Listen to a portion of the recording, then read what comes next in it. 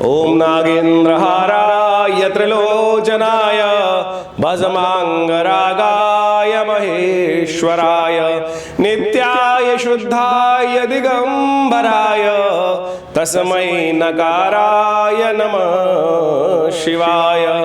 ओम त्र्यंबकं यजामहे सुगंधिं पुष्टिवर्धनम् उर्वारुकमिव बंधनान् मृत्योर्मुक्षीयमामृतात्। नमस्कार, स्वागत है आचार्य वाणी में आपका। मैं आचार्य डॉक्टर विक्रमादित्य आपका स्वागत करता हूं। और मेष राशि वालों के लिए अगस्त का आरंभ काल ग्रहों का योगायोग किस प्रकार का बना रहा है ये आपको समझना चाहिए। ओवरऑल अगस्त का आरंभ काल आपके लिए कई प्रकार से महत्वपूर्ण रहने वाला है। बृहस्पति महाराज मंगल के साथ कॉम्बिनेशन जिस प्रकार का बना रहे हैं यह आपके लिए बहुत सुंदर योग। चंद्रमा का योग भी आरंभ में अगस्त में विशेष तौर पर आपके लिए कई विशेष योगों का निर्माण करता दिखाई दे रहा है।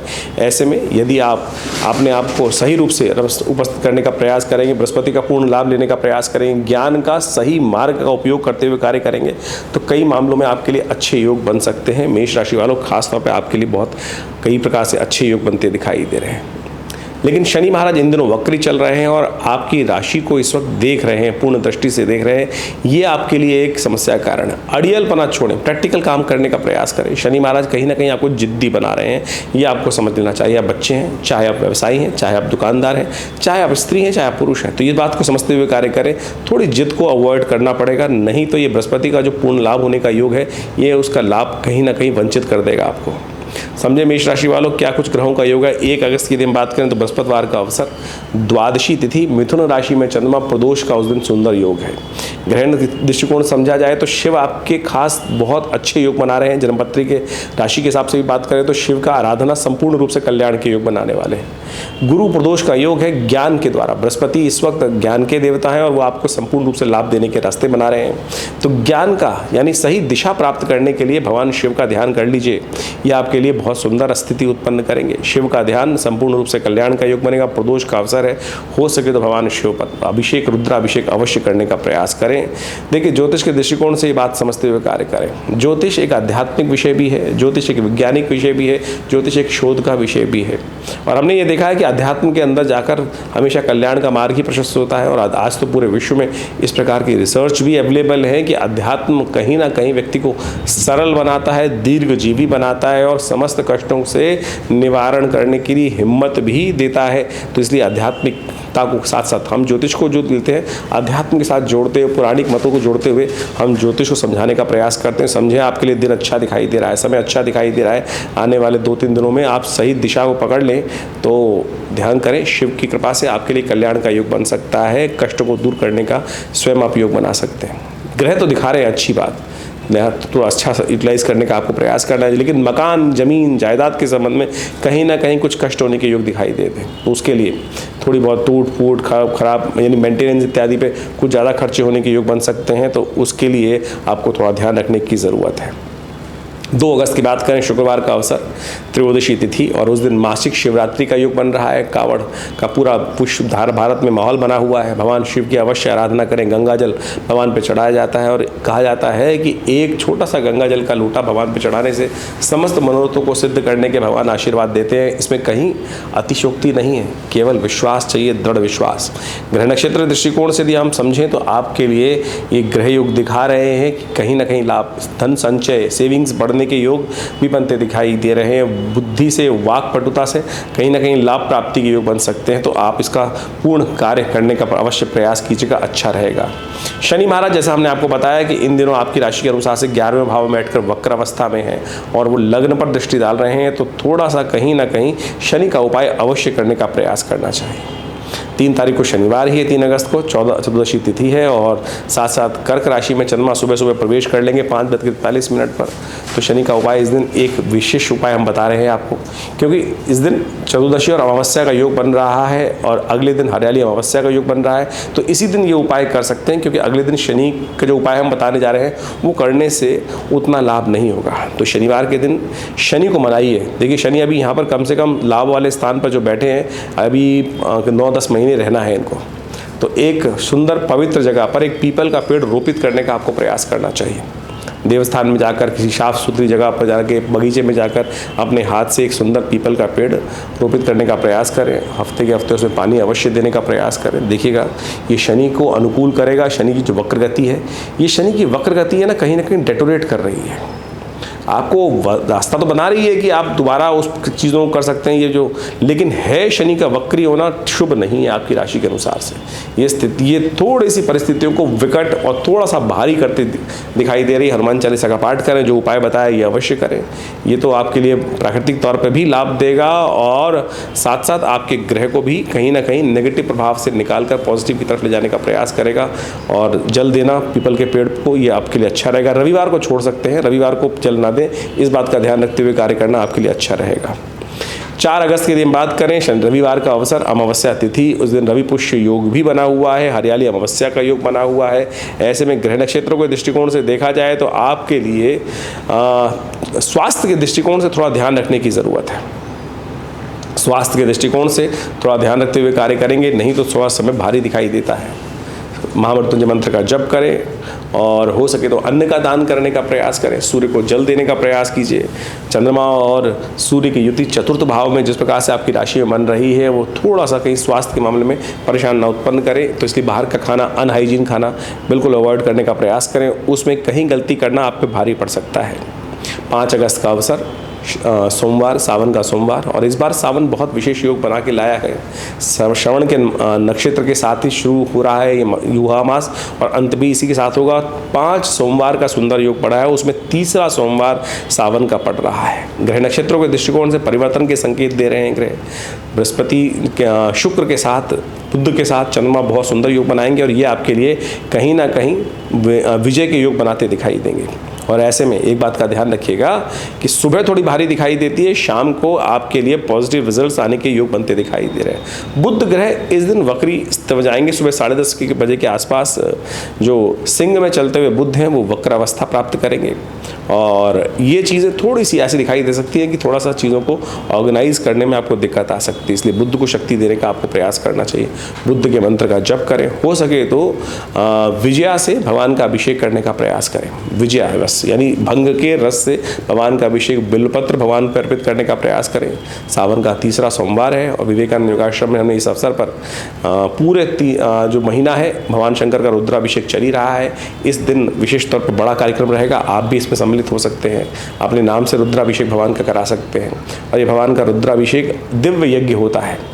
ऐसे में अनेक मनोकामनाओं की पूर्ति के लिए अनेक प्रकार के अभिषेक शास्त्र में वर्णित हैं। यदि इच्छु रस से किया जाए तो वो इच्छाओं को पूर्ति करता है, तेल से किया जाए तो शत्रुओं पर विजय प्राप्त करने के योग बनते हैं, दही से किया जाए तो सुख इत्यादि प्राप्त करने के योग बनते हैं, भस्म से करना संसार में विरक्तता को नाश करने वाला होता है, पारिवारिक जीवन में शांति देने के योग बनाता है, दूध से यज्ञ करना पुष्टिदायक होता है, मनोकामना सिद्धि के योग बनाता है। तो अनेक प्रकार से सुंदर तरीके से भगवान का अभिषेक विवेकानंद योगाश्रम में इस वक्त भगवान शंकर की प्रसन्नता के लिए किया जा रहा है। आप भी इसमें सम्मिलित हो सकते हैं और सुंदर तरीके से अभिषेक में भाग ले सकते हैं। चंद्र दर्शन का योग बन रहा है। शाम को रुद्राभिषेक करने के बाद माता पिता गुरुजन का आशीर्वाद देने से मनोरथ सिद्ध होने के योग बन सकते हैं, इस बात का ध्यान रखें।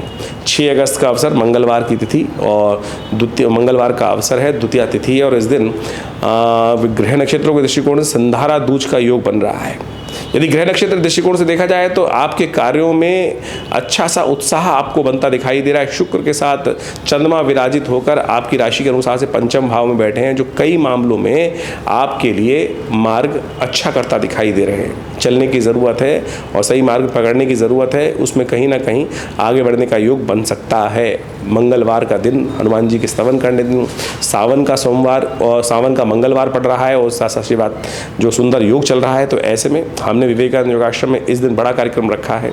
इस दिन मास का पहला मंगलवार है, तो इसलिए उस दिन रुद्राभिषेक के साथ साथ सुंदरकांड का कार्यक्रम भी रहेगा। शाम को 6 बजे से लेकर रात्रि में करीब 9-10 बजे तक भंडारे के साथ एक कार्यक्रम होगा। आप इसमें सम्मिलित हो सकते हैं, अपने नाम से इस स्थान को आरक्षित करने के लिए संपर्क साध सकते हैं।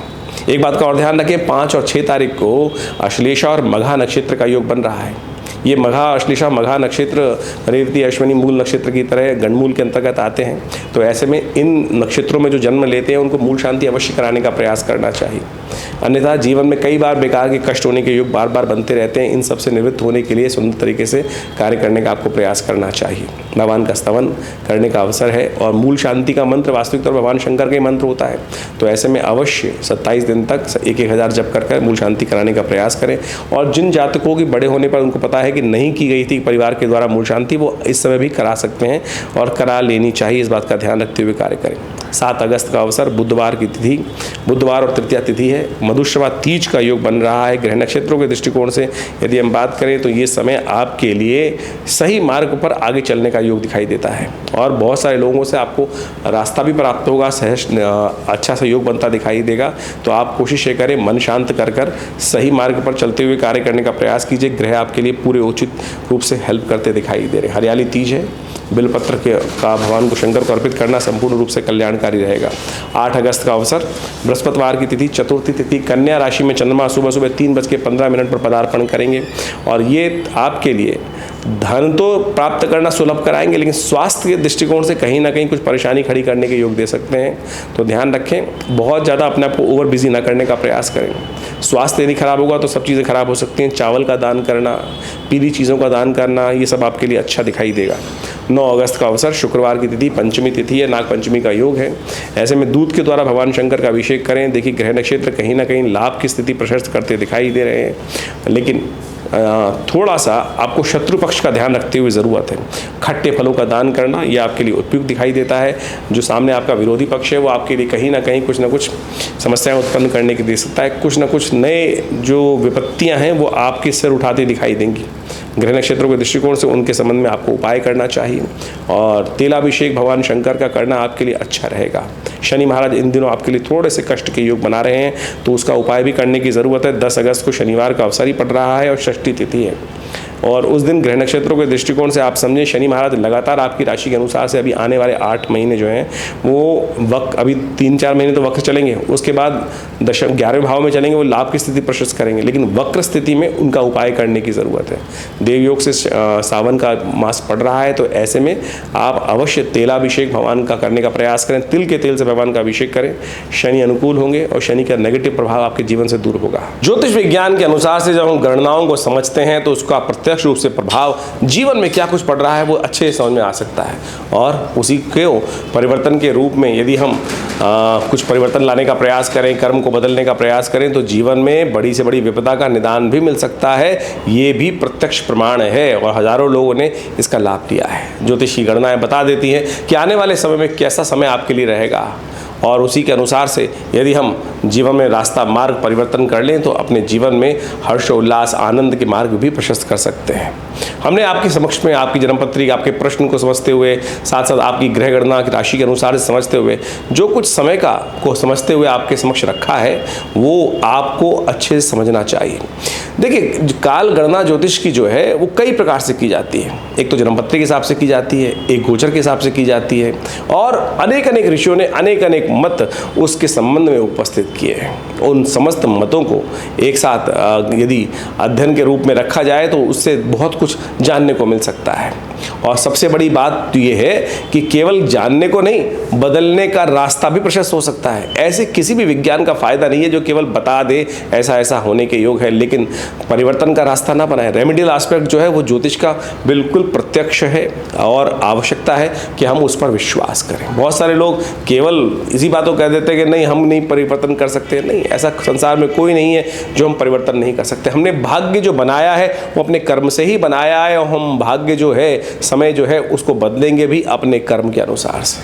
और एक बात समझ लीजिए, हमको ये समझ लेना चाहिए कि हमारे कई बार क्या होता है कि हम अपने जीवन में हमने देखते हैं कई बार हमने बिल्कुल गलत भी किया तब भी हम बच के निकल जाते हैं।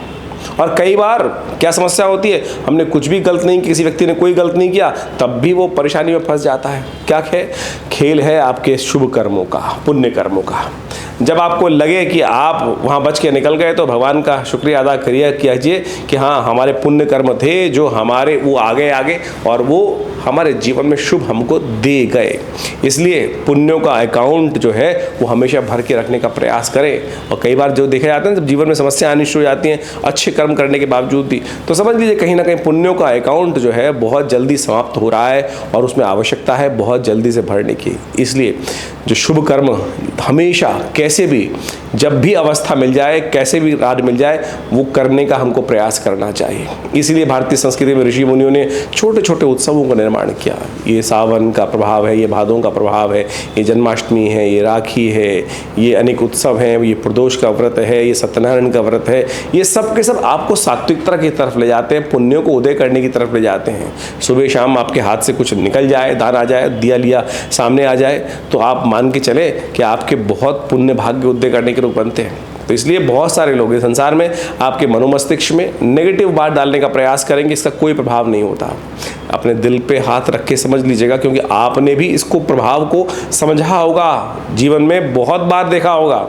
तो ये सारा का सारा खेल भाग्य का है। कई बार हम बोल देते हैं भाग्य का खेल, लेकिन भाग्य बनता कैसे है वो भी तो हमको सिद्धांत समझना चाहिए। इस संसार में नास्तिक लोग जो है ना, वो आपको दिग्भ्रमित करने का प्रयास कर सकते हैं। हमारा प्रयास है इस संस्था की तरफ से आपको सही रास्ता, सही मार्ग बताने का प्रयास करें, और जो लोग समझ लेते हैं सही मार्ग पर, वो आगे बढ़ते चले जाते हैं जीवन में और कार्य को लाभ की तरफ, आनंद की तरफ जीवन में अग्रसर करने का प्रयास कर लेते हैं। तो ज्योतिष विज्ञान की गणनाओं को जो हमने आपको बताया है, इसको सीरियसली लेने का प्रयास कीजिएगा, और यदि कुछ परिवर्तन कर पाए तो हमें भी अच्छा लगेगा कि आपके जीवन में कुछ परिवर्तन का रास्ता बना और आगे बढ़ने का रास्ता बना। हमारी संस्था विवेकानंद योगाश्रम पिछले करीब बहुत लंबे वर्षों से इस संस्थान को चला रहे हैं, कार्य कर रहे हैं। यहाँ नित्य प्रति करीब 8 घंटे यज्ञ होता है और बहुत सारे भारतीय संस्कृति पर शोध करने का कार्य करते हैं। आप भी संस्था से जुड़ सकते हैं, आश्रम से जुड़े। हर रविवार को यहाँ सुबह 8 बजे से लेकर 10 बजे तक एक बड़ा विशेष कार्यक्रम रहता है, यज्ञ रहता है, नित्य प्रति 8 घंटे यज्ञ रहता है। और इन सावन के महीने में तो पूरे महीने का रुद्राभिषेक का सुंदर कार्यक्रम रखा गया है। समय समय पर हम आपको अवगत भी कराते रहते हैं। हर रोज़ करीब शाम को 6 बजे से लेकर 8 बजे तक पूरे सावन के महीने में सामूहिक तौर पर जो लोग आश्रम में पधार कर स्वयं रुद्राभिषेक करना चाहते हैं उस कार्यक्रम में सम्मिलित हो सकते हैं। और कहीं दूर बैठे हैं और अपने नाम से कराना चाहते हैं तो उसके लिए भी सुंदर व्यवस्था है। आप फ़ोन पे संपर्क कर उस कार्यक्रम में भाग ले सकते हैं। और भगवान शिव की सुंदर आराधना शास्त्रोक्त विधि के अनुसार से भगवान का स्नान कराते हुए, षोडशोपचार पूजन करते हुए, सुंदर रुद्राभिषेक का, रुद्राष्टाध्यायी का पाठ करते हुए किया जाएगा। आप उसमें सम्मिलित हों, देखिएगा प्रभु की कृपा से कष्ट दूर होने के योग बनेंगे।